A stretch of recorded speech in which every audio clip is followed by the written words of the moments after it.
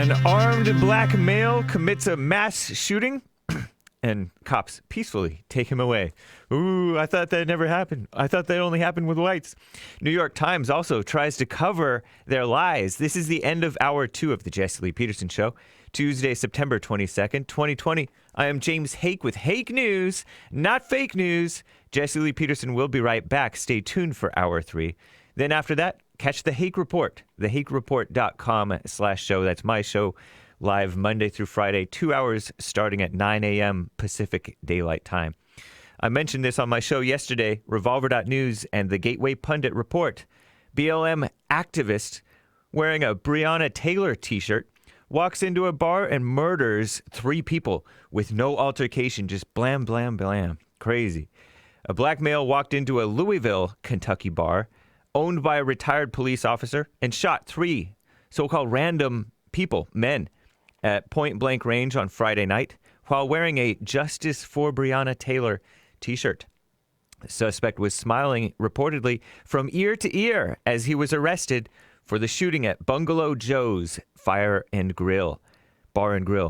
Michael E. Rines Jr., age 33, was the suspect arrested just after midnight on Saturday after police found him crawling in brush near the restaurant.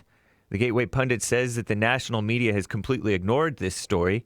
Breonna Taylor became another fake martyr for Black Lives Matter after being killed in the crossfire by Louisville police during a knock-and-announce raid, which was supposed to be no-knock, but an officer who was shot in the leg in this incident, he said that they were told to knock and announce. By who? I don't know. During which her boyfriend shot at police. He was the first to shoot. Anyway, back to this incident. Nobody had ever seen this guy before, said the bar owner, Joe Bishop, to WDRB, the local news, referring to this shooter. It was a totally random act, he claims. He explained that the men did not exchange words at any time prior to the shooting. He posted on Facebook calling the killer deranged or drugged up. He said that he lost a good friend and that his manager lost the man that she was going to marry. The other 2 customers were extremely well liked by all of his staff, he said. 2 of the victims were white.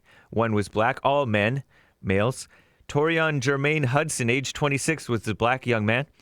William Scott Smallwood, age 48, was a white man, pronounced dead at the scene, both of those guys, while Stephen Matthew Head, age 24, died from his injuries at the hospital, the University Hospital. The black man Hudson had a young daughter per his GoFundMe for his family. What a mess.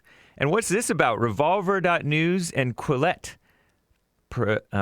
report that New York Times shoves its 1619 Project founding lie down the memory hole. The history of the American Revolution isn't the only thing that the New York Slimes, the failing New York Slimes, that is revising through its 1619 Project. The paper of record has also quietly altered the publishing text of the project itself after one of its claims came under intense criticism. When the 1619 Project went into print, August 2019, as a special edition of the New York Times Magazine, the newspaper put up an interactive version on its website. The original opening text stated, quote, "The 1619 Project is a major initiative from the New York Times observing the 400th anniversary of the beginning of American slavery.